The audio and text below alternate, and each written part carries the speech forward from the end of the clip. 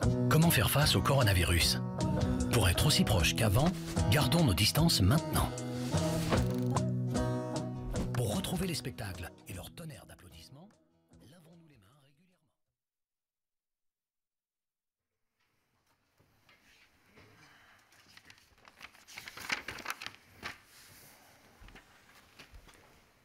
Mesdames et messieurs, bonjour. Goedemorgen iedereen. We zijn nu maandag 20 april. Bedankt om hier aanwezig te zijn, om ons te volgen.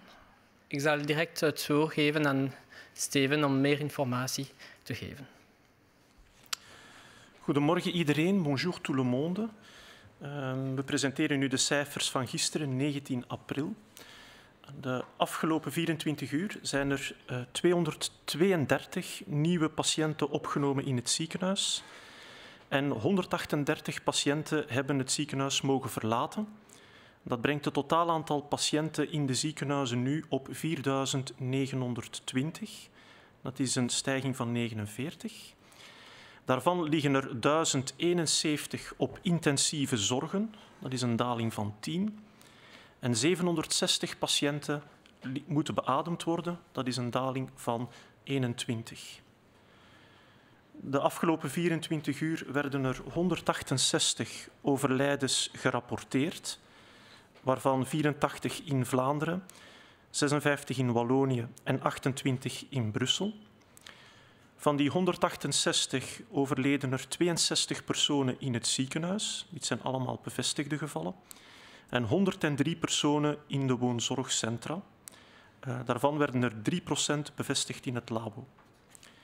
En de overige 97% zijn vermoedelijke gevallen. Dat brengt het totaalaantal overlijdens in België op 5.828, waarvan 47% in het hospitaal plaatsvond en 52% in woonzorgcentra. De afgelopen 24 uur werden er opnieuw heel wat nieuwe bevestigde gevallen gerapporteerd. 1487 in totaal. 800 daarvan komen via de klassieke rapportering en testingskanalen. En 687 kwamen voort uit de studie in de woonzorgcentra. Per gewest gaat het over 550 nieuwe gevallen in Vlaanderen, 693 nieuwe gevallen in Wallonië, 238 in Brussel en 6 van onbekende origine. Dit brengt het totaalaantal bevestigde gevallen in België op 39.983.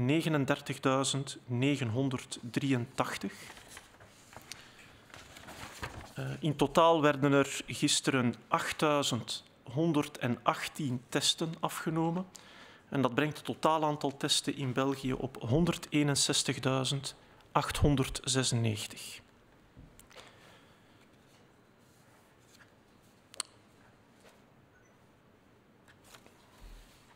We zouden nu ook vandaag een aantal curves willen presenteren, scenario's, die berekend zijn door de groep van Neil Hens, epidemiologische modelleerders van de Universiteit van Hasselt, om u het belang van de maatregelen die we genomen hebben te illustreren. De bolletjes die u ziet op deze figuur, die tonen de reële metingen weer. Dat is het aantal bevestigde gevallen dat wij de voorbije weken geregistreerd hebben in België. En die volgen een blauwe lijn. Dat is de afgeplatte curve die we momenteel zien. De eerste lijn, of scenario nummer 1, waarbij een lijn steil naar omhoog gaat, dat is de lijn die toont wat er zou gebeurd zijn indien we geen maatregelen hadden genomen. Dan zou het aantal gevallen exponentieel gestegen zijn, met heel waarschijnlijk een overbelasting van ons gezondheidssysteem. De tweede opgaande lijn is de lijn die weergeeft indien we alle maatregelen hadden losgelaten op 16 april. Dan hadden we heel waarschijnlijk opnieuw een exponentiële stijging kunnen zien van het aantal gevallen. Dit is de reden waarom het zo belangrijk is dat we nog steeds de maatregelen hebben vastgehouden en niet te vroeg willen loslaten. Het is belangrijk dat we, om die curve zo plat mogelijk te houden en dat verdere verloop van die curve naar beneden te laten gaan, dat we de viruscirculatie eerst zo klein mogelijk maken En dat we dan met meer gemak en meer garantie een aantal maatregelen kunnen loslaten. Het blijft wel betekenen dat we waakzaam zullen moeten blijven in de toekomst. Dat kan door sterk in te zetten op testen. Testen van alle verdachte gevallen, het isoleren van nieuwe gevallen, het opsporen van contacten en die mensen ook sensibiliseren, eventueel te isoleren. En toch ook nog een aantal regels rond afstand houden blijven respecteren. Dank u. Goedemorgen iedereen, bonjour à tous. Nous faisons aujourd'hui le point sur la journée du 19 avril. Hier, 232 personnes ont été admises à l'hôpital dans le contexte d'une infection à coronavirus. C'est un chiffre qui est en diminution par rapport à ces derniers jours et donc c'est un signal positif. 138 personnes ont pu quitter l'hôpital et à ce jour, 4920 personnes sont hospitalisées. Parmi celles-ci, 1071 sont aux soins intensifs, c'est une diminution de 10 par rapport à hier, et 760 nécessitent une assistance pour respirer, c'est une diminution de 21 par rapport à hier. En ce qui concerne les décès, hier, nous avons été informés du décès de 168 personnes. De nouveau, ce chiffre semble être en diminution, et donc nous avons peut-être passé le pic de cette vague de décès, même si les chiffres restent ce qu'ils sont. En Flandre, 84 personnes sont décédées, en Wallonie, 56, et à Bruxelles, 28. Parmi ces 168 personnes décédées, 62 sont décédées à l'hôpital et 103 dans des maisons de repos. Au total, 5828 personnes sont décédées dans le contexte de cette épidémie à coronavirus en Belgique, dont 47% dans le milieu hospitalier. Au cours des 24 dernières heures, 8118 tests ont été réalisés, dont 1487 sont revenus positifs. Parmi ces 1487 tests positifs, 800 ont été rapportés par le système de laboratoire habituel et 687 par le laboratoire qui sert les maisons de repos. 550 cas ont été notifiés en Flandre, 693 en Wallonie, 238 cas à Bruxelles ces 24 dernières heures.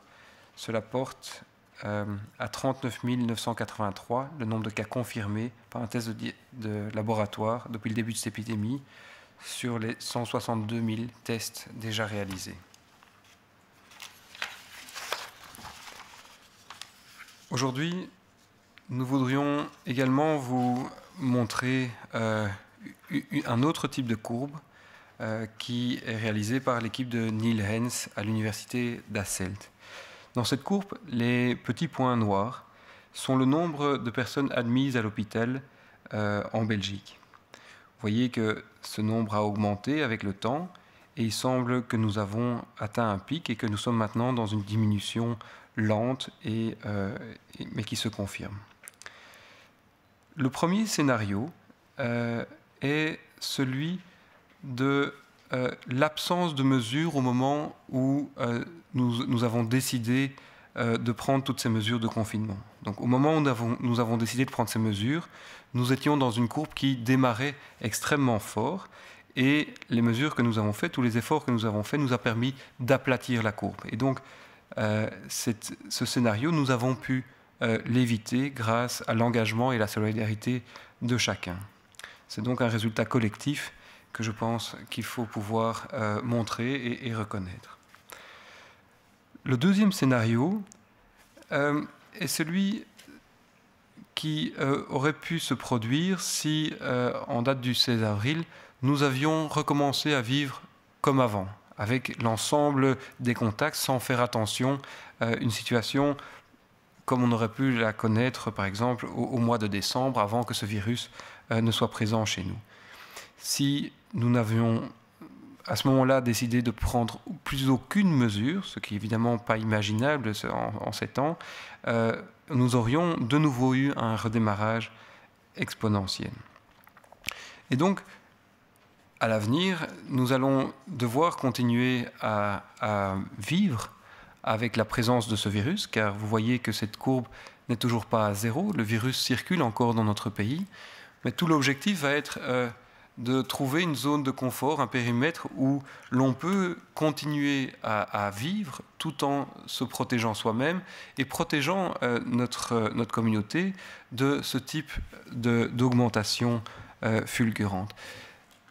Toutes les mesures, toutes les attitudes que nous avons déjà prises aujourd'hui, eh bien, permettent d'éviter ces scénarios. Donc, nous ne sommes pas aujourd'hui dans un scénario où on s'attend à un rebond massif, puisque nous prenons un certain nombre de mesures et nous allons continuer à veiller à ce que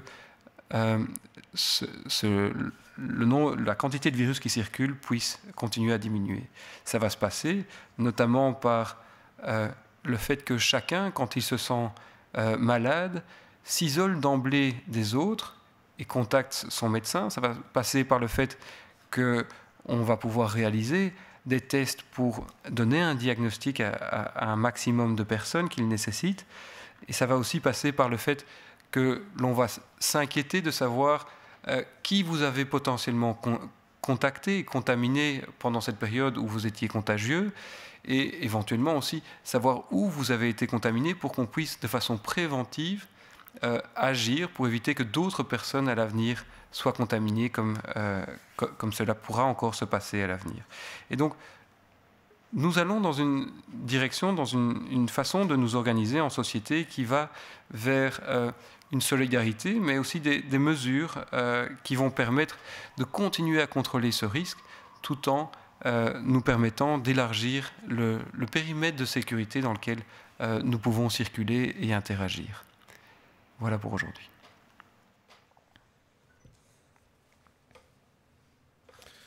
Goedemorgen. Het is maandag 20 april, de eerste dag na de paasvakantie. Een paasvakantie die door vele mensen anders is verlopen dan ze eigenlijk hadden voorzien. Ondanks de maatregelen hebben de meeste mensen er toch het beste van gemaakt, met respect voor deze maatregelen. De opening van de plantencentra en de doe-het-zelfzaken dit weekend is over het algemeen en op de meeste plaatsen zeer vlot verlopen. Door deze positieve houding slagen we er samen in om de kracht van het virus dag na dag te verkleinen. Vandaag is het voor heel veel jongeren terug een lesdag. Een lesdag die zal verlopen via afstandsonderwijs. Wij wensen de leerlingen, leerkrachten en de directies heel veel succes met deze nieuwe en ongeziene situatie. We bedanken ook de jongeren voor hun positieve ingesteldheid. Het overgrote deel van de jongeren heeft de afgelopen weken hun verantwoordelijkheid opgenomen en hebben de maatregelen goed nageleefd. De curve en de dagelijkse update van de cijfers lijken voor vele mensen misschien een abstract gegeven. Maar de curve weerspiegelt ons gedrag van de afgelopen weken. Het toont aan dat we slagen in ons opzet om de situatie beheersbaar te houden. Dit geeft hoop voor de toekomst, maar we mogen onze inspanningen niet te snel loslaten. We mogen echter ook niet vergeten dat er achter deze cijfers ook mensen zitten. Mensen die nog steeds vechten tegen het coronavirus. Zorgend personeel dat in zeer zware omstandigheden er alles aan doet om de coronapatiënten de nodige zorgen te geven. En jammer genoeg zijn er ook dagelijks mensen die afscheid moeten nemen van een dierbare. De getroffen families en vrienden moeten in zeer ongebruikelijke omstandigheden afscheid nemen van een vriend of een familielid. Wij leven mee en betuigen onze steun voor het verdriet waarmee deze mensen nu worden geconfronteerd. Mensen die nood hebben aan psychosociale ondersteuning kunnen hiervoor terecht bij de verschillende gespecialiseerde organisaties. Op de website www.info-coronavirus.be kan u een overzicht vinden van al deze gespecialiseerde organisaties die er voor u zijn. De bemoedigende cijfers die vandaag weer gepresenteerd zijn, mogen absoluut geen signaal zijn om onze aandacht voor de maatregelen te verslappen. Het moet juist een motivatie zijn om vol te houden. De curve moet nog verder naar beneden. Blijf dus volhouden. Samen kunnen we dit. Dank u wel.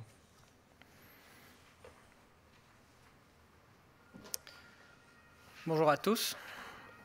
Nous sommes le lundi 20 avril. le premier jour après les vacances de Pâques. C'est vrai que ces vacances de Pâques ne se sont pas déroulées de la façon telle que nous l'aurions peut-être prévu, mais la plupart d'entre nous, nous avons fait de notre mieux pour pouvoir quand même passer des bons moments, tout en respectant ces mesures de sécurité renforcées.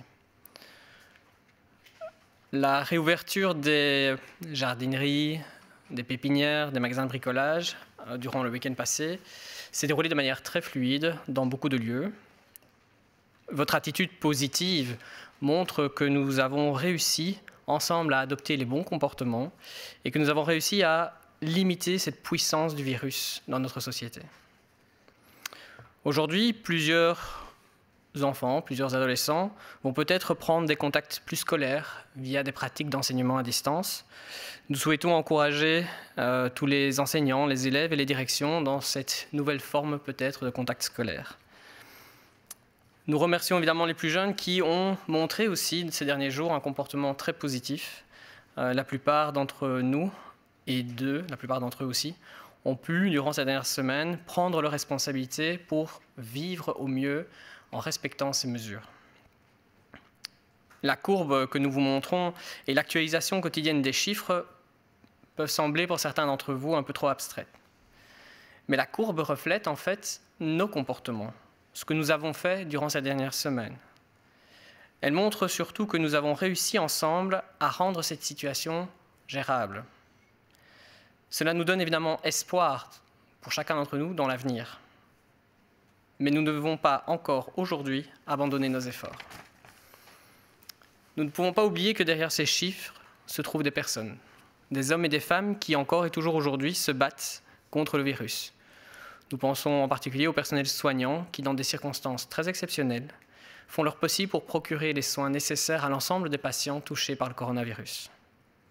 Malheureusement, plusieurs personnes doivent ces derniers jours aussi dire adieu à un proche. Les familles et les proches concernés le font dans des circonstances très inhabituelles. Nous compatissons et nous souhaitons apporter notre soutien face à la tristesse à laquelle toutes ces personnes sont confrontées aujourd'hui. Et pour tous ceux d'entre nous qui avons besoin d'une écoute ou d'un soutien psychosocial, n'oublions pas qu'il existe énormément d'organisations différentes qui sont là pour nous aider. Vous pourrez avoir un aperçu de ces organisations, notamment via le site web info-coronavirus.be. Ces chiffres encourageants ne doivent absolument pas être un signal pour diminuer notre attention. Au contraire, ces chiffres doivent justement être une motivation pour nous permettre de tenir bon. La courbe doit encore diminuer. Alors plus que jamais, tenons bon, continuons à respecter les consignes de base et ensemble, nous le savons, nous pouvons le faire. Merci. Nous allons passer aux quelques questions reçues aujourd'hui. Les chiffres sont très encourageants. Peut-on dire que nous allons vers un déconfinement progressif ou est-il encore trop tôt? Donc oui, il y a plusieurs indicateurs qui vont dans le bon sens, qui continuent à aller dans le bon sens. Et donc nous savons que ces résultats sont le travail de ce que nous avons fait ces dernières semaines tous ensemble. Et oui, par définition, nous allons vers ce qu'on appelle un déconfinement, c'est-à-dire un élargissement progressif de cette zone de sécurité autour de nous. Donc cela paraît tout à fait logique que nous puissions maintenant réfléchir à comment on peut organiser cela. De cijfers zijn erg bemoedigend. Wil dat zeggen dat jullie de maatregelen geleidelijk aan zullen opheffen of is dat nog te vroeg? Wel, het klopt, de cijfers zijn bemoedigend. De curve die we zo net gepresenteerd hebben toont duidelijk af in welke mate die afgeplat is en wat er zou gebeurd zijn indien we niets hadden gedaan. Door zeer drastisch in te grijpen de voorbije weken hebben we de controle kunnen nemen over het virus. Dat is heel belangrijk. Dat levert ons een goede startpositie op. En vanuit die startpositie gaan we in de toekomst geleidelijk aan en voorzichtig maatregelen kunnen loslaten. Goed opvolgen wat daarvan het effect is. De exacte timing zal beslist worden door de Veiligheidsraad. Maar het is wel de bedoeling om geleidelijk en voorzichtig aan maatregelen terug te schroeven. Maar dat is enkel maar mogelijk door het feit dat we nu de controle hebben kunnen nemen. Daar zal in de toekomst concreter over gecommuniceerd worden. Maar we denken wel dat het mogelijk gaat zijn om een aantal zaken te versoepelen. Iedereen heeft het momenteel over de heropstart van de economie. Maar met het oog op het algemene welzijn. Waar in dit rijtje past voor jullie het contact met familie? Ik denk dat dat een zeer belangrijk punt is. Het gaat niet alleen om de economie, maar ook de sociale aspecten zijn heel belangrijk. En die moet ook meegenomen worden door de werkgroep die zich buigt over de exit-strategie.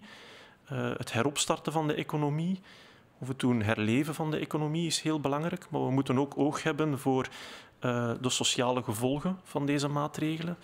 Mensen die geïsoleerd leven, die familieleden niet kunnen zien, die vrienden niet kunnen zien. We weten dat dit heel belangrijk is. Intussen denk ik, is het nog altijd heel belangrijk om ervoor te zorgen dat we met elkaar contact blijven opnemen met de telefoon of met andere communicatiemiddelen.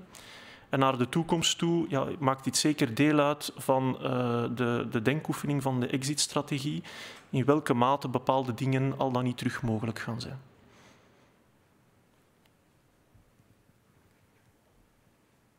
Tout le monde parle actuellement du redémarrage de l'économie, mais avec une idée de bien-être commun. Où se situe le contact avec la famille dans cette liste selon vous? Nous savons que les mesures que nous avons demandé à chacun de prendre par rapport à l'isolement, par rapport à sa famille, à ses proches, à ses amis, sont des mesures qui sont très difficiles à respecter, certainement pour se projeter dans le temps, ne pas avoir cette perspective de pouvoir reprendre contact de façon plus rapprochée avec sa famille. C'est quelque chose que nous comprenons tous et c'est évidemment un point extrêmement important qui doit être pris en compte. La reprise de l'économie est également quelque chose d'important car les conséquences à moyen terme, à long terme d'une économie à laquelle on ne permettrait pas de redémarrer auraient inévitablement aussi énormément d'impact. Et donc l'ensemble de ces points sont pris en compte et il faut, en attendant que ces règles puissent évoluer, continuer à respecter ce qu'on demande de faire et de privilégier certainement la prise de contact avec ses proches, avec sa famille, par téléphone notamment, ou d'autres moyens, pour maintenir ce contact qui est extrêmement important, mais pour l'instant, c'est vraiment ça qu'on demande encore de faire. Est-ce pertinent de comparer les chiffres de décès par 100 000 ou par million d'habitants en Belgique par rapport aux autres pays? Sinon, pourquoi? Cette question du nombre de décès par habitant, elle est très présente dans les médias et donc je pense que c'est intéressant de reprendre l'explication. Le premier point qui semble parfois difficile à comprendre, c'est que l'épidémie n'a pas commencé partout, dans chaque région du monde, de façon similaire, avec la même intensité. Nous savons qu'en Belgique, nous avons eu un démarrage de l'épidémie extrêmement intense, extrêmement rapide, en raison de l'introduction simultanée de plus de 150 foyers d'infection. Ce qu'on peut dire aussi, c'est que le nombre de décès en Belgique est, comme vous le savez, le cumul des décès qui ont été confirmés, très souvent en milieu hospitalier, du nombre de décès qui ont eu lieu, par exemple, dans les maisons de repos, dans un contexte épidémique que nous connaissons bien. Et donc, cette addition de deux manières, de deux éléments que nous comptabilisons, donne l'impression que la Belgique fait face à beaucoup plus de décès. Il faut savoir que notre système de surveillance, qui permet justement de prendre en considération ce qui se passe dans les maisons de repos, n'a pas été directement mis en place dans la plupart des pays avec lesquels on est comparé, mais par contre, on se rend compte que maintenant, de plus en plus de pays commencent à copier le modèle belge de surveillance, parce que c'est un modèle qui, même s'il donne des chiffres qui sont plus importants, et donc qui nous permettent de prendre la mesure de la sévérité de la situation, c'est un modèle qui est plus précis. Aussi pour pouvoir répondre aux problèmes, car quand on ne sait pas, c'est évidemment beaucoup plus plus difficile d'agir.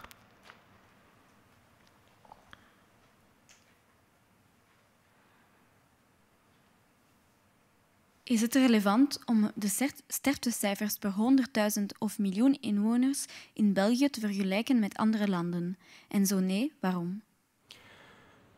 Wel, het is altijd nuttig om te vergelijken met andere landen, maar men moet natuurlijk heel goed opletten wat men precies gaat vergelijken. De cijfers die landen presenteren hangen af van een aantal factoren. Enerzijds, wat wordt er precies geteld? Dat is 1. 2.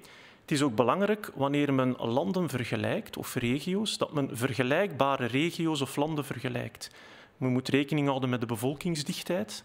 Men moet ook rekening houden met de demografische structuur van een gebied. En zo kan men gelijkaardige gebieden met elkaar vergelijken. In die vergelijking is het ook belangrijk om te beseffen dat niet alle gebieden of landen op dezelfde manier getroffen werden in het begin, wanneer ze de maatregelen hebben genomen. Sommige gebieden werden veel harder getroffen, hebben te maken gekregen met veel meer introducties van het virus dan andere gebieden. Desondanks hebben heel wat landen en gebieden gelijkaardige maatregelen genomen. Dat heeft een grote impact op de cijfers die later geregistreerd worden.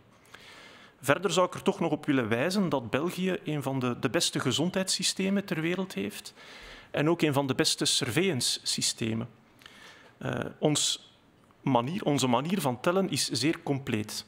Wij tellen niet alleen de gevallen in de hospitalen, maar ook daarbuiten, in woonzorgcentra. Niet enkel de bevestigde gevallen, maar ook de vermoedelijke gevallen. Die vermoedelijke gevallen, dat zijn erg vermoedelijke gevallen. Dit wordt geregistreerd door een arts. De reden dat we die meetellen is omdat we niet iedereen kunnen testen. We hebben in het verleden onvoldoende testcapaciteit gehad om al die gevallen in het laboratorium te bevestigen. Dat wil niet zeggen dat die gevallen daarom minder reëel zijn. We kunnen niet met een half oog kijken naar die epidemie, omdat we onvoldoende testen hebben. Het is belangrijk dat we dat in kaart brengen en dat helpt ons om de gepaste actie te nemen. Het is mogelijk om landen en gebieden te vergelijken, maar het is dan wel belangrijk dat men de juiste categorieën met elkaar vergelijkt. Hospitaalcijfers met hospitaalcijfers. En meer landen beginnen nu ook gevallen buiten de hospitalen te registreren en te rapporteren. Dus op dit moment is het volgens mij nog iets te vroeg om echt een globale analyse te maken. Dit zal mogelijk zijn binnen enkele weken of maanden. En dan kan men echt op een wetenschappelijk juiste manier analyses gaan maken en vergelijkingen tussen landen.